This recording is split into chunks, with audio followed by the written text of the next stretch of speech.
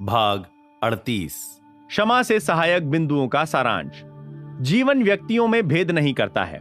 जीवन किसी के साथ भेदभाव नहीं करता है।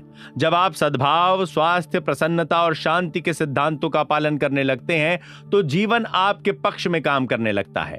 जीवन बीमारी, रोग, दुर्घटना या कष्ट नहीं भेजता है। हम ये चीजें अपने नकारात्मक, विध्वंसात्मक विचारों से स्वयं अपने ऊपर लादते हैं और इस बारे में यही नियम काम करता है, जैसा बोओगे वैसा काटोगे। ईश्वर के बारे में आपकी अवधारणा आपके जीवन की सबसे महत्वपूर्ण चीज है। अगर आप सचमुच प्रेम पूर्ण ईश्वर में विश्वास करते हैं तो आपका अवचेतन मन प्रतिक्रिया करके आपको असंख्य खुशियां प्रदान करेगा। जीवन आपके खिलाफ कोई वैर भाव नहीं रखता है। जीवन कभी आपकी निंदा नहीं करता है। अगर आपके हाथ में घाव हो जाता है तो जीवन उसे ठीक कर देता है। अगर आप अपनी उंगली जला लेते हैं तो जीवन आपको क्षमा करता है, घाव को भरता है। आपका अपराध बोध जीवन की गलत अवधारणा है। जीवन आपको सजा नहीं देता है या मूल्यांकन नहीं करता है। आप स्वयं अपने झूठे विश्वासों, नकारात्मक चिंतन और आत्मनिंदा के अवचेतन प्रभावों द्वारा अपने साथ ऐसा करते हैं। जीवन आपको सजा नहीं देता या निंदा नहीं करता। प्रकृति की शक्तियां बुरी नहीं हैं। उनका प्रभाव तो इस बात पर निर्भर करता है कि आप अपने भीतर की शक्ति का कैसा प्रयोग करते हैं। आप बिजली का प्रयोग किसी को मारने या घर को रोशन करने के लिए कर सकते हैं। आप पानी का प्रयोग किसी बच्चे को डुबोने या उसकी प्यास बुझाने के लिए कर सकते हैं।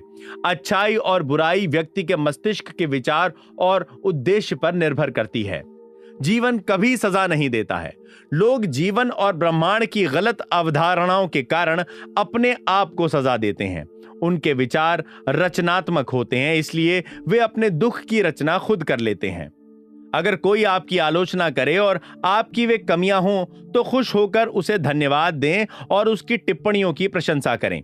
इससे आपको उस खास दोष को सुधारने का अवसर मिलता है।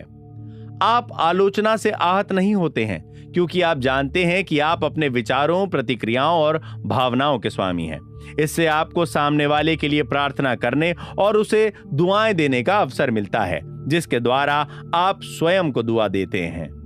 जब आप मार्गदर्शन और सही कर्म के लिए प्रार्थना करें तो जो जवाब मिले उसे मान लें। एहसास करें कि ये अच्छा है, बहुत अच्छा है।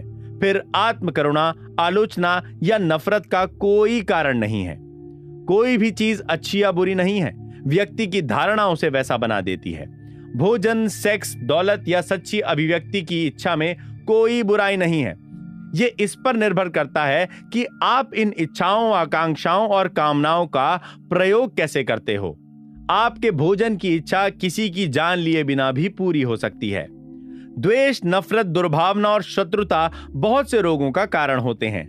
प्रेम, जीवन, प्रसन्नता और सद्भावना सबके प्रति उड़ेल कर अपने को आहत करने वाले स्वयं को क्षमा करें। ऐसा तब तक करते रहें जब तक कि आप उनसे अपने मन में न मिल लें और ये न जान लें कि आप उनके साथ शांति से हैं। क्षमा करना किसी चीज के लिए कुछ देना है। प्रेम, शांति, खुशी, बुद्धि और जीवन की सारी खुशियां तब तक दूसरों को दें जब तक कि आपके दिमाग में कोई वैर भाव न बचे। ये क्षमा का एसिड टेस्ट है। अगर किसी ने आपको चोट पहुंचाई है, आपके बारे में झूठ बोला है, निंदा की है और आपकी बहुत बुराई की है, तो क्या उस व्यक्ति के बारे में आपका विचार नकारात्मक है? अगर ऐसा है तो आप उसे अभी तक क्षमा नहीं कर पाए हैं। नफरत की जड़ें अब भी आपके अवचेतन मन में हैं और आपको नुकसान पहुंचा रही हैं। उन जड़ों को उखाड़ने का एकमात्र तरीका प्रेम है। उस व्यक्ति के लिए जीवन की सभी खुशियों की कामना कीजिए।